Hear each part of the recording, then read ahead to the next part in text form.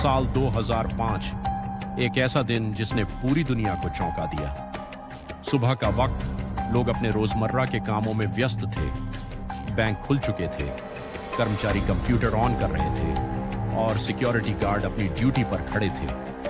सब कुछ बिल्कुल सामान्य लग रहा था, लेकिन किसी को अंदाजा भी नहीं था कि उस दिन इतिहास की सबसे बड़ी बैंक डकैती होने वाली है। एक ऐसी डकैती जिसमें गोली नहीं चली, किसी को चोट नहीं लगी, लेकिन करोड़ों डॉलर गायब हो गए। और सबसे चौंकाने वाली बात, डकैत बैंक के अंदर नहीं घुसे। उन्होंने बैंक के नीचे से रास्ता बनाया। हाँ, नीचे से। एक ऐसा प्लान जो महीनों नहीं बल्कि सालों तक तैयार किया गया था, और जब पुलिस को पता चला तब तक बहुत देर हो चुकी थी। इस कहानी की शुरुआत होती है एक छोटे से शहर से। यह शहर था ब्यूनस आयर्स, दक्षिण अमेरिका का एक बड़ा शहर। यहां रहने वाला एक आदमी जिसका नाम था फर्नांडो। फर्नांडो कोई आम अपराधी नहीं था। वह बहुत चालाक, बहुत शांत और बहुत धैर्य वाला इंसान था।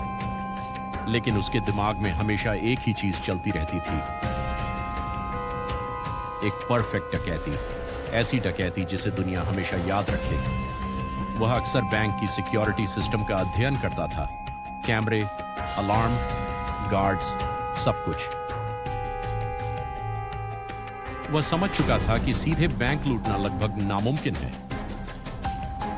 लेकिन अगर बैंक के अंदर जाने की बजाय नीचे से जाया जाए तो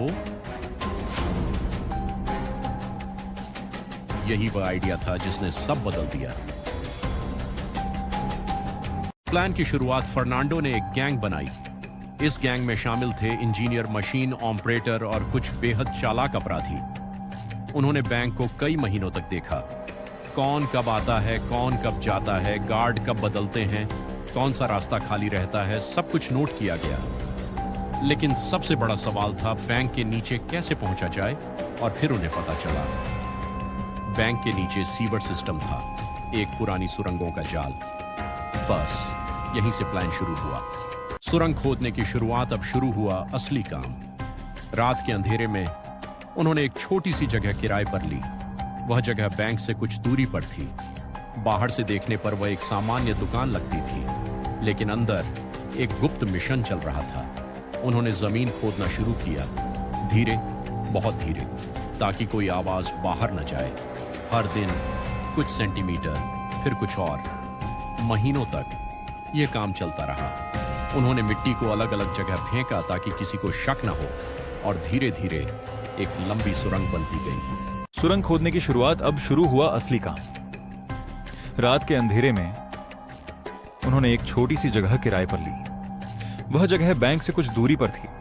बाहर से देखने पर वह एक सामान्य दुकान लगती थी, लेकिन अंदर एक गुप्त मिशन चल रहा था। उन्होंने जमीन खोदना शुरू किया, धीरे, बहुत धीरे, ताकि कोई आवाज बाहर न जाए। हर दिन कुछ सेंटीमीटर, फिर कुछ और। महीनों तक यह काम चलता रहा।